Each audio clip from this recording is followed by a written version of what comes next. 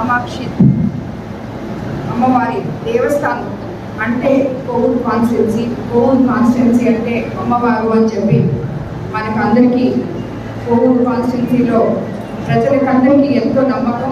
ఒక్క కోవూరు కాన్స్టిట్యున్సీ కాదు, రాష్ట్రం మొత్తం మీద అమ్మవారికి ఎంతో మంది భక్తులు ఉన్నారు.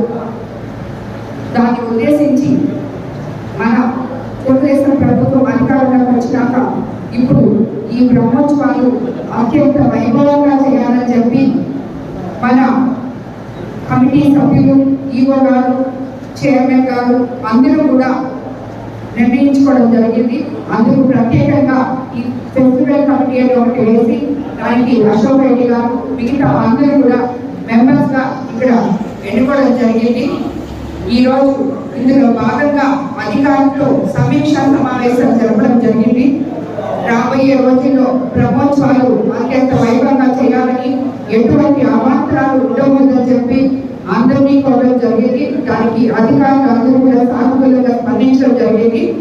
కాబట్టి యువ గారు, అధికారులు, జొన్నవాడ సర్పంచ్ గారు, ఇక్కడ లోకల్ తెలుగుదేశం నాయకులు, బీజేపీ నాయకులు, జన సైనికులు అందరూ కూడా చుట్టుపక్కల వాళ్ళందరూ తమ ఇంట్లో పండుగలాగా అమ్మవారి వైభవం ఈ బ్రహ్మోత్సవాల్లో పాల్గొని అమ్మవారి ఆశీస్సులు పొందాలని చెప్పి మిమ్మల్ని అందరినీ కోరుకుంటున్నాను. ఇందుకు ముఖ్యంగా పత్రికా విలేకరులు కూడా అనుకూలించి ఈ బ్రహ్మోత్సవాలని ముందుకు తీసుకెళ్లాలని, ప్రజల్లోకి తీసుకెళ్లాలని చెప్పి మిమ్మల్ని అందరినీ కూడా కోరుకుంటున్నాం. ఎటువంటి అవకతవకలు లేకుండా, వాటికి అవకాశం లేకుండా ఈసారి బ్రహ్మోత్సవాలు జరపాలని చెప్పి మేము నిర్ణయం తీసుకోవడం జరిగింది.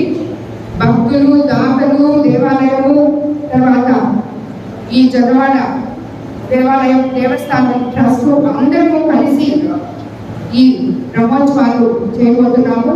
మన ఎండోమెంట్ మినిస్టర్ గారు ఆర్ రామనారాయణ రెడ్డి గారిని కూడా ఇందుకు ఆహ్వానించడం జరుగుతుంది.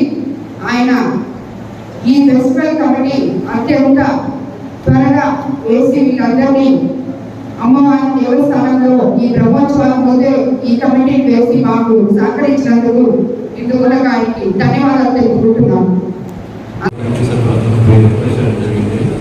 బ్రహ్మోత్సవానికి ట్రస్ట్ తరఫున 2 నిమిషాలు 200 నిమిషాలు 12 రోజుల పాటు ఇస్తున్నారు.